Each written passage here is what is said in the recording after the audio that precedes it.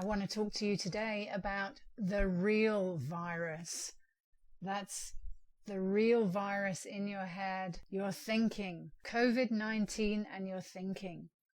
I'm Kathy White. I'm a certified facilitator of the work of Byron Katie. And my website is www.coachthework.com, and all the information about the work, about Byron Katie, can be found on thework.com. I've been doing the work for 20 years, and in this pandemic, a friend and I decided to take some calls and do the work for free with people who were having stressful thoughts about COVID-19.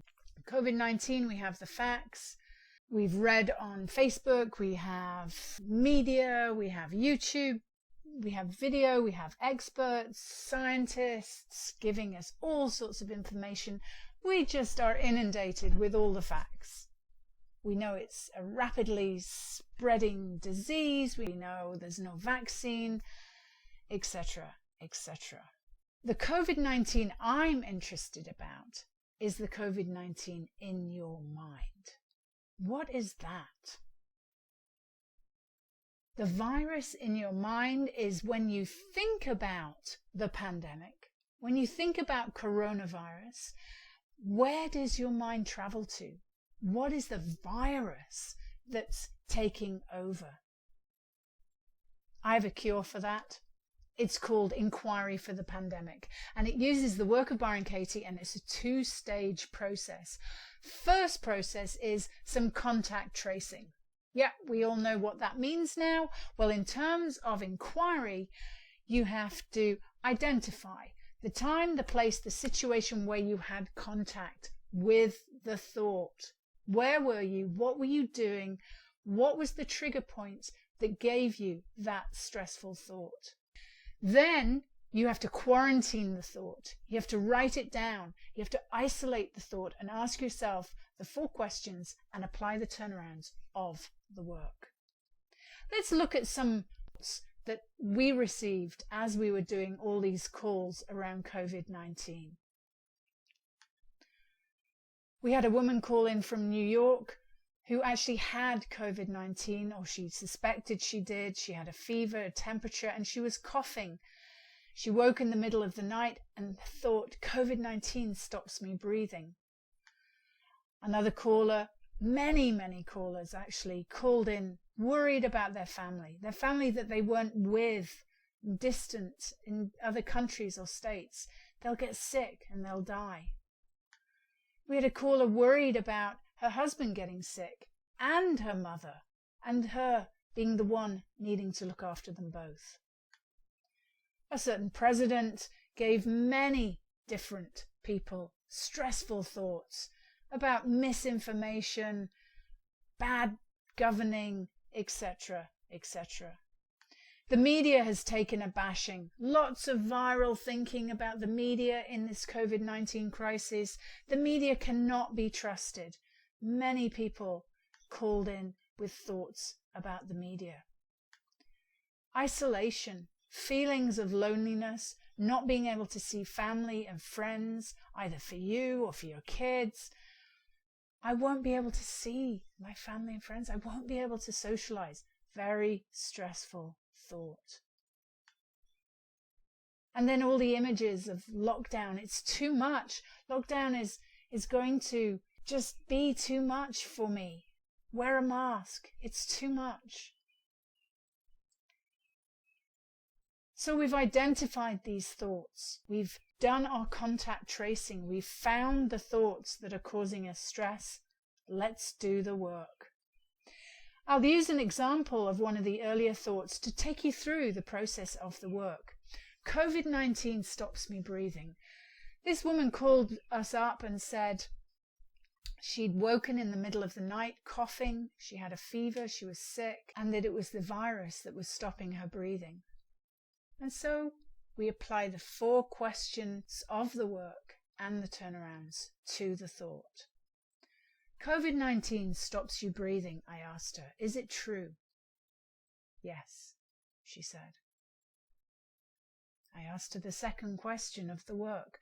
Can you absolutely know it's true that COVID-19 stops you breathing? No, she said. How do you react? What happens when you believe the thought that COVID-19 stops you breathing? I asked. And this is where we explore the virus in the mind. How she reacted, she said, was she panicked. She saw herself needing to call for an ambulance. She saw herself in hospital. She saw herself on a ventilator. She saw herself not being able to see her friends or family. She saw herself dying. This was the virus in her mind. All the while, she's sitting in bed, coughing. Yes, she's sick, and yes, we don't know where this illness is going, but in that moment in time, when we do our contact tracing and exactly pinpoint that situation, what happens?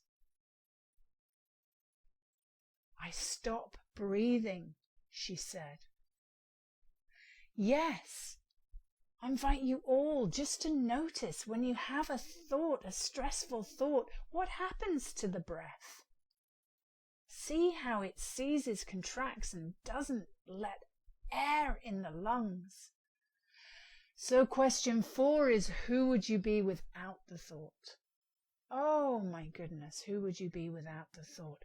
Breathing, coughing, with a fever in bed, tired, maybe taking a sip of water, she said, realizing I'd like to sleep,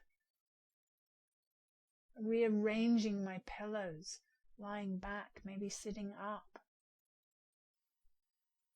But none of the virus in her mind is there anymore when she takes out the thought, COVID-19 stops me breathing. And when she turned the thought around, we looked at one example was, my thinking stops me breathing. And that was more true. Let's do the work again.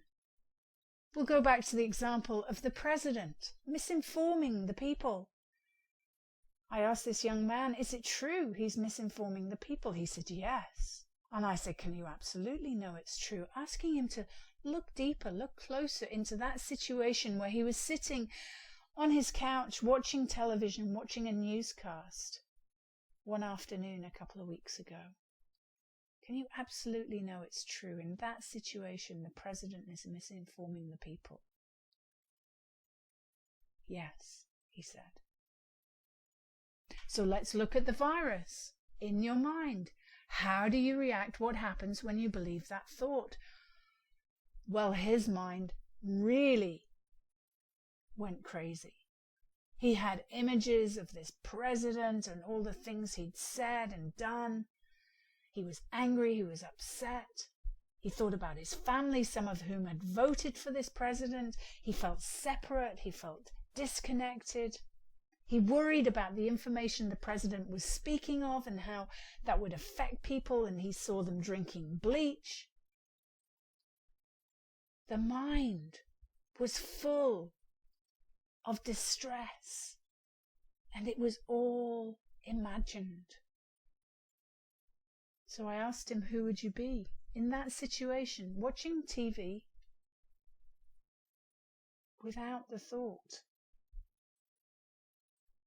the president is misinforming people? And he started to laugh. He said, it's comedic. It's funny.